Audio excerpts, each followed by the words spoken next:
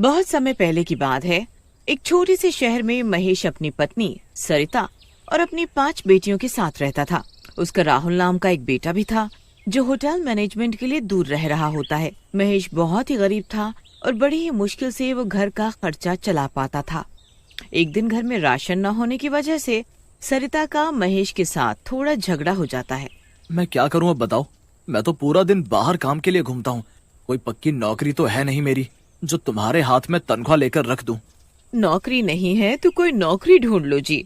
तुमको का एक नौकरी भी नहीं मिल पा रही। घर में 5-5 लड़कियां बैठी हैं।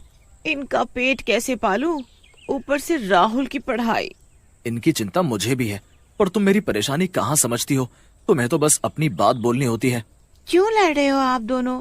प्लीज लड़ाई मत करो ना। हमें भूख नहीं लगी है। हाँ, सच में हमें भूख नहीं लगी है माँ। बस आप दोनों लड़ाई मत करो। 5 बेटियों को ये सब देख बड़ा बुरा लगता है। उसके बाद वो मिलजुल कर कुछ करने का सोचती हैं और अगले दिन अपने माँ बाप को एक समोसे की दुकान खोलने को बोलती हैं। अरे बेटी, दुकान खोलना कोई मजाक है क्या? पर हम कोशिश तो कर सकते हैं ना बाबा। हम नुक्कड़ पर समोसे और पकौड़े लगाकर बेच सकते हैं और साथ में चाय की टपरी भी लगा लेंगे। वहाँ चलता बाजार है, अच्छी कमाई हो जाएगी हमारी। लड़की सही बोल रही है, पर तुम उसकी बात समझो तब ना। हम 5 बहनें हैं ना, हम सब आपकी मदद करेंगी। आप काम तो शुरू करो।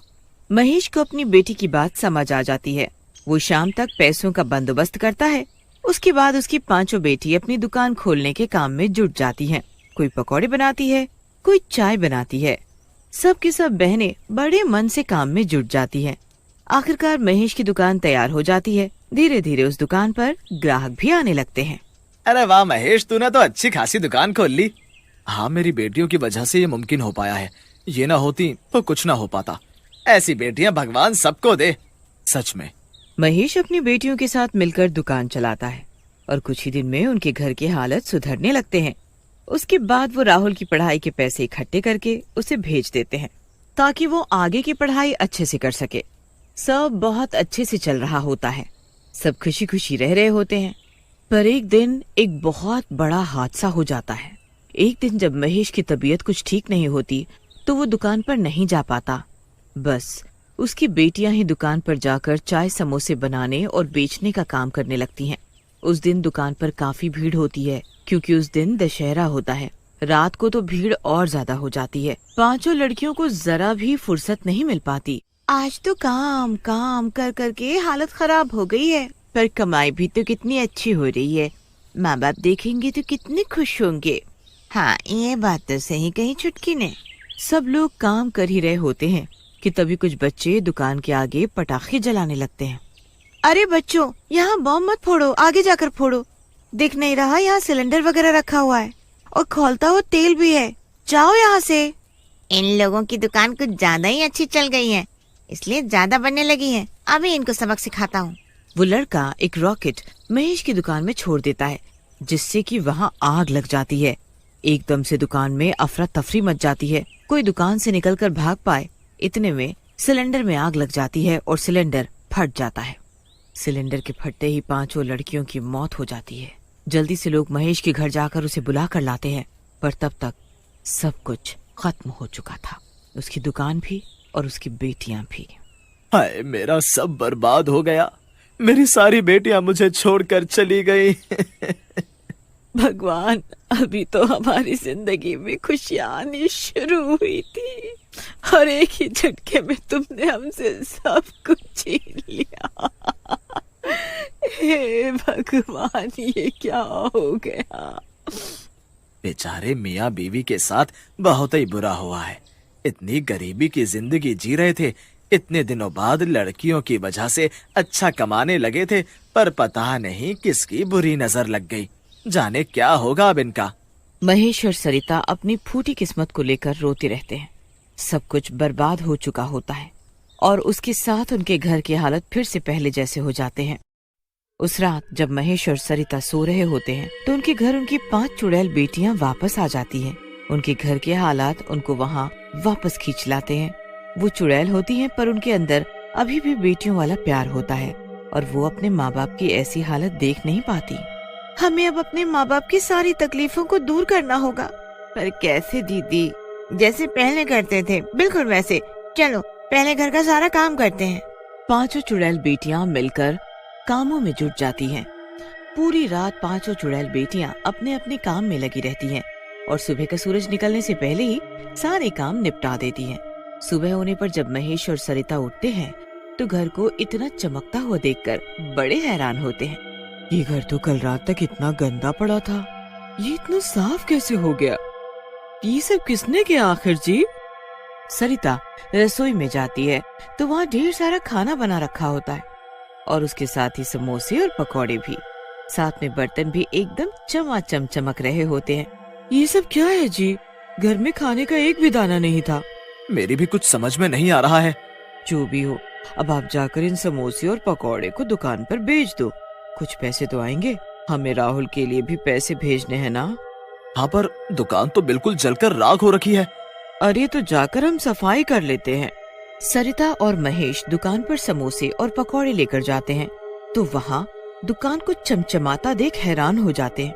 आखिर ये कौन है जो हमारी इतनी मदद कर रहा है? जो भी है भगवान उसका भला करे, उसे खुशियाँ दे। सरिता और महेश मिलकर दुकान पर समोसे और पकौड़े बेचने लगते हैं। पहले तो लोग आने में थोड़ा झिझकते हैं क्योंकि उनको तो महेश की बेटी के हाथ के ही पकौड़े पसंद होते हैं। पर फिर धीरे धीरे करके कुछ लोग पकौड़े ले जाते हैं और समोसे भी खाते हैं।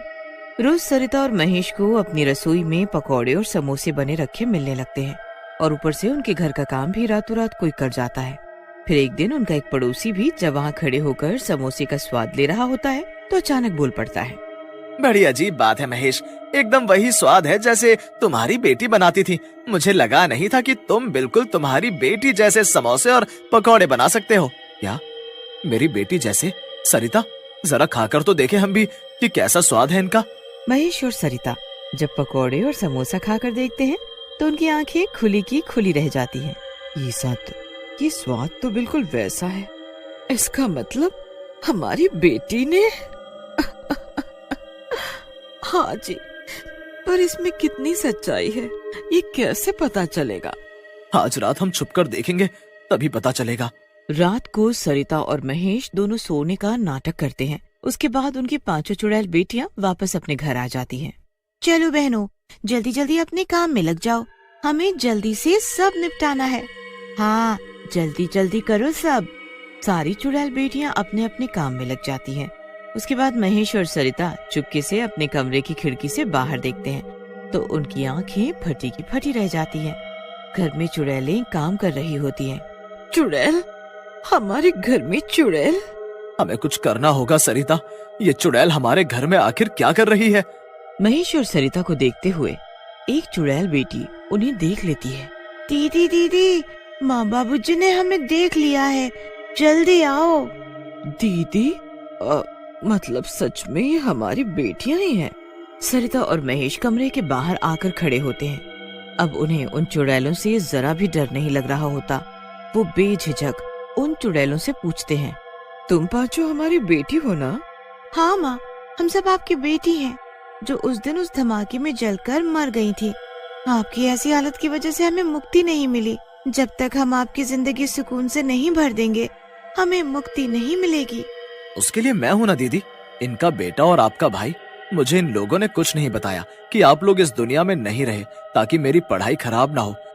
पर क्या वो आप सबसे ज्यादा जरूरी थी क्या? बेटा राहुल, मैंने सब सुन लिया और सब देख लिया।